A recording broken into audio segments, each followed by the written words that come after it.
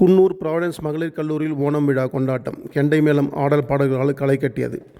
நீலகிரி குன்னூரில் உள்ள ப்ராவிடன்ஸ் மகளிர் கல்லூரியில் இன்று பிற்பகல் ஓணம் பண்டிகை கொண்டாட்டத்தால் களை கட்டியது. கல்லூரி வளாகம் முழுவதும் பாரம்பரிய கேரள கலாச்சாரத்தை பிரதிபலிக்கும் வகையில் மாணவிகள் ஆடல் பாடல் பூக்கோளம் கெண்டை மேளம் ஆகியவற்றால் ஆனந்தம் சூழ்ந்திருந்தது.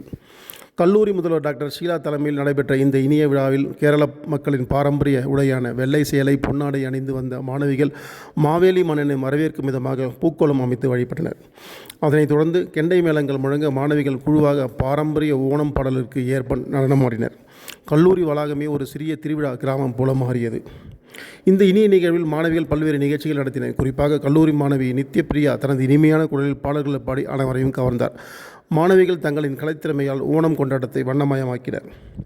கேரள மக்களின் பெரும் திருவிழாவான ஓணம் மக்களின் ஒருமைப்பாட்டையும் சமத்துவத்தையும் குறிக்கும் பண்டிகை. அத்தம் நாள் தொடங்கியவுடன் வீடுகள் தோறும் பூக்கோளம் போடப்படுகிறது. மாவேலி மன்னனின் வருகையை மகிழ்ச்சியோடு வரவேற்கின்றனர். கேரள உணவுகளின் சுவையுடன் ஓணம் சத்யா முக்கிய அம்சமாகும். எங்கள் ஊருக்கு விலகி இருந்தாலும் கல்லூரியிலேயே ஓணம் கொண்டாடியதில் மகிழ்ச்சி அடைந்தோம். கேரள கலாச்சாரத்தை மற்ற மாணவர்களும் அறிந்து கொள்ளும் அற்புதமான வாய்ப்பு கிடைத்தது என மாணவிகள் மகிழ்ச்சி தெரிவித்தனர். குன்னூர் ப்ராவிடன்ஸ் மகளிர் கல்லூரி வளாகத்தில் நடைபெற்ற இந்த விழா நீலகிரி மலைப்பகுதியிலேயே ஓணம் கொண்டாட்டத்தின் மகிழ்ச்சியை மாணவர்களுக்கு பரிமாறி இருப்பதாக அனைவரும் பாராட்டினர்.